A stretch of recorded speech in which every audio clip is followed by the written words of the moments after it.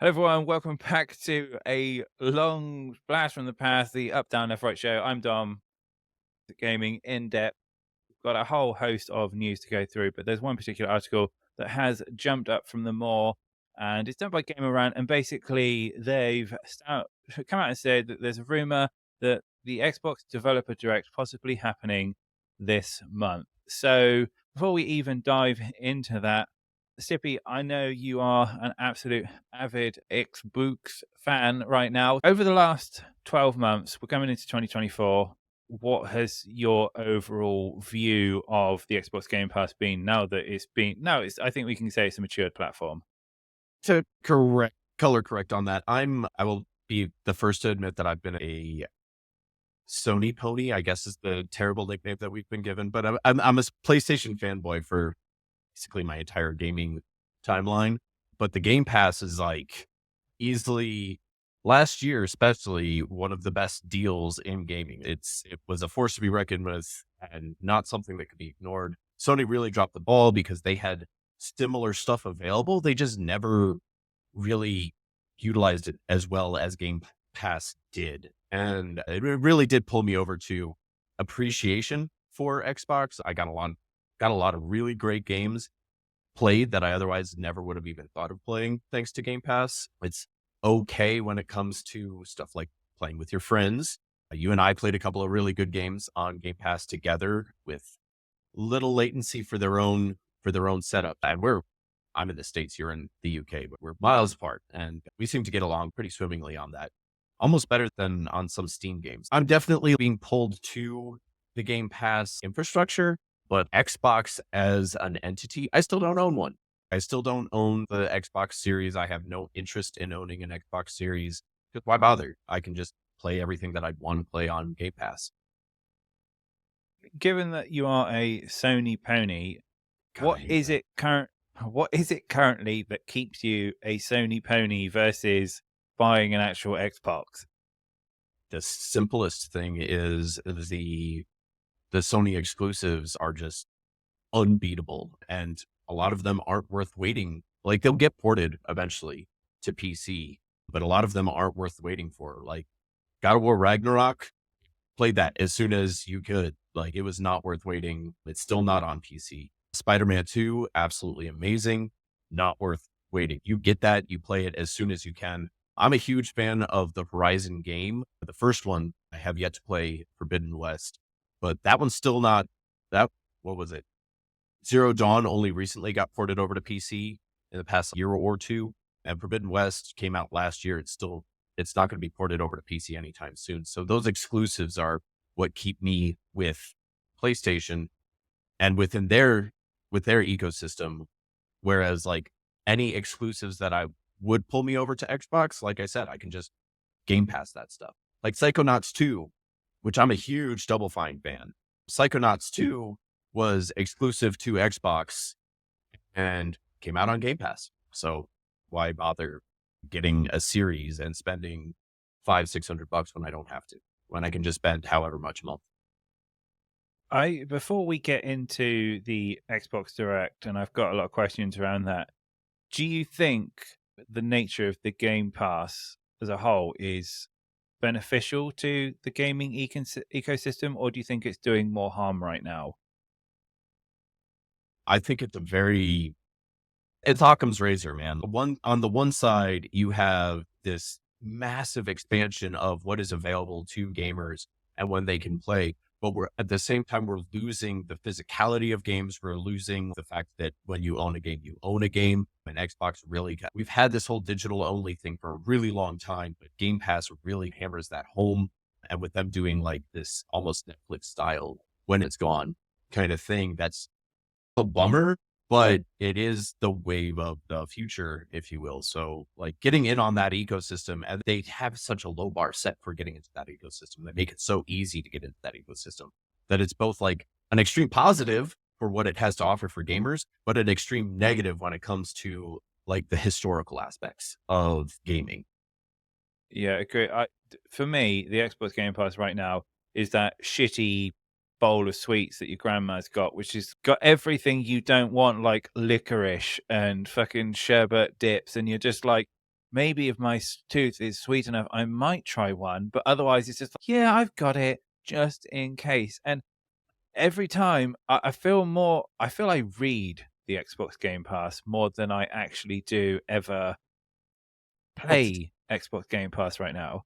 to take your analogy, yeah, what you're doing is you're sifting through that weird strawberry candy that looks like a lozenge and those licorices to try and find yourself that delicious Werther's that's hidden there at the bottom. Like you're trying to find that good game. And I would agree with you wholeheartedly. Probably the past 3 months, what has been available on Game Pass and how excited I am to play Game Pass has dropped. It's been like a rock falling from the sky. It's not as much and as often as I'm excited to go on there. Like SteamWorld Dig was on there, or not SteamWorld Dig, the City Builder one that they did. It was excellent game, but that one was on there. Prior to that, Cocoon, which is broken on Game Pass, like it has no sound, but I was super excited to play that and play it because it's broken. Its sound design is broken on Game Pass. Those are the last two games that I was looking forward to on Game Pass in easily 3 months. Yeah, it's the Game Pass has it used to be the memes that are like, oh, Xbox is going to be the Netflix of gaming, but it has literally turned into the Netflix of gaming because now it's just got a load of shit games. Like Netflix has a load of shit films, and occasionally something really good comes out, and then it'll go on, and then it'll pique my interest, and then it's just okay. It's just a subscription that I've got running on in the background. Now, moving on to the Xbox Game Pass Direct. So, judge, there have been two games that I wanted to play on the Xbox Game Pass last year. Both of them were monumental fuck ups, right? So, they start off with Redfall. Absolutely massively excited for it. Arcane, I had so much hype behind it, was a load of do. And then Starfield, now dubbed Snorefield, like it said, again, turns out to be an absolute do fest. And ever since then, hasn't really been anything on the cards. Do you feel that this developer direct is something that they've planned, or it's a oh shit, we really need to give the fans something right now because there's just nothing?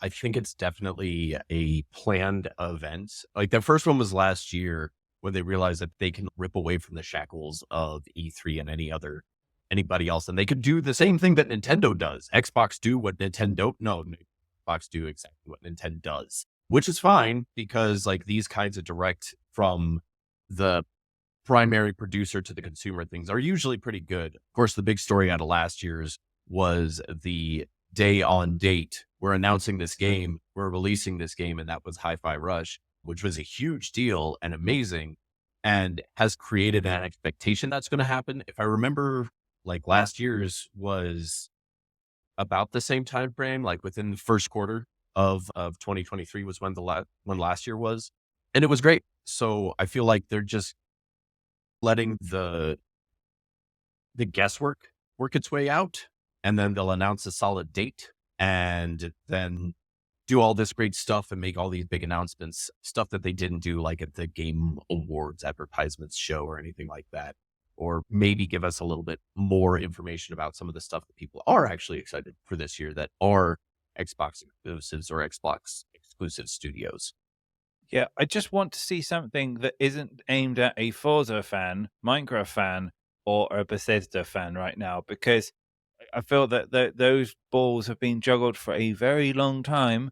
We all have a Bethesda game on our fridge, iWatch, and every other device running in the house right now. So it's time to move on and give us something a little bit juicy. So if you had a magic wand, what do you want to see come out of this developer direct?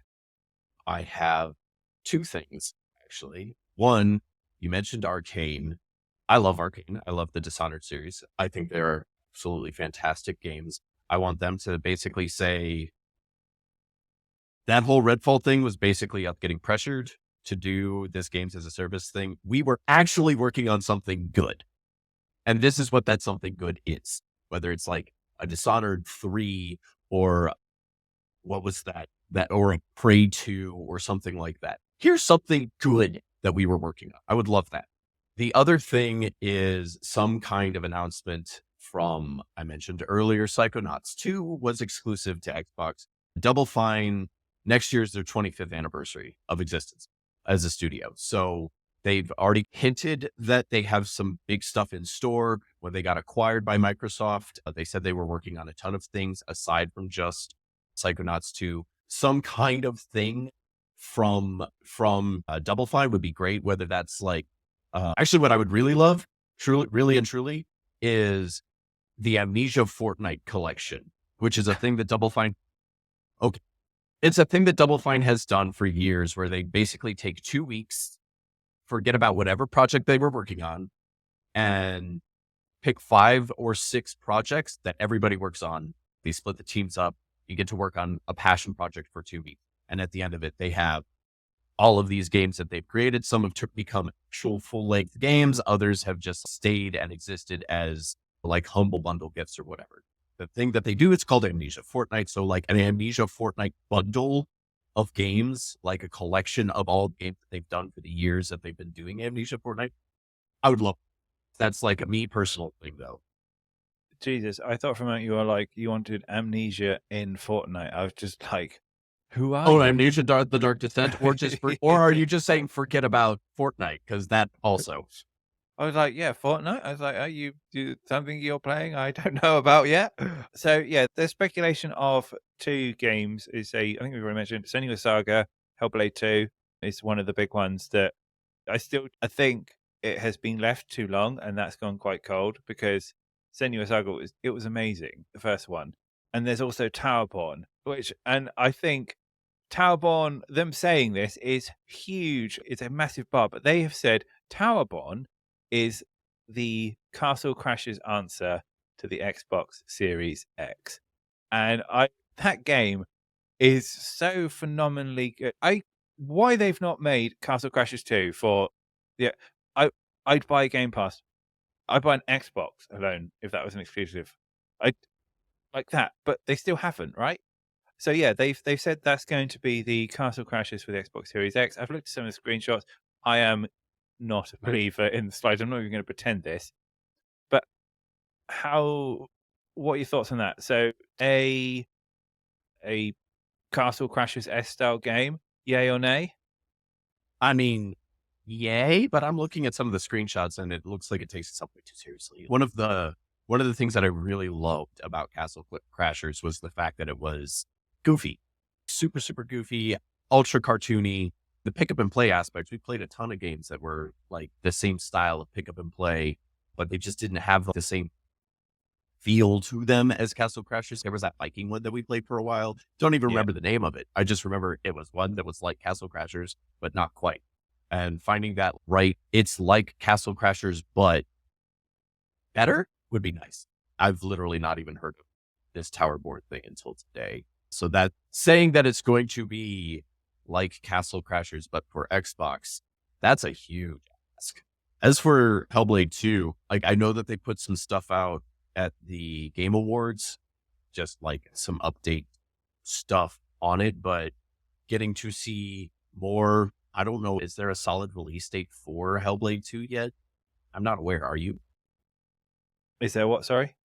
Is there a solid release date for Hellblade 2 right now, or I think it's just floating as 2024. Yeah, still 2024. Yeah, as I said again, Hellblade 2 has gone cold. It's going to have to be like I feel like the first one just had this perfect storm, and the fact that it really addressed like very strong things that are going on in media at the time around mental health and people being able to relate to it and psychosis and stuff like that. And has this game now going to be able to capture that magic, considering as well that Xbox has damaged its reputation with these massive flops so far. So I think we are going to have to wait and see on that one. But for now, that's going to be the end of this week's episode of Up Down Left Right. You can find us on YouTube at the Basic Players channel. And of course, if you have any comments and you want to share below, then leave them below. And before we go, where can we find you, Mr. Cup? Sippy Cup Games basically everywhere on all the social media except for YouTube. YouTube is youtube.com/SippyCup. You can find me most often, though, on twitch.tv/SippyCupGames. Excellent. All right. And we'll see you all next week.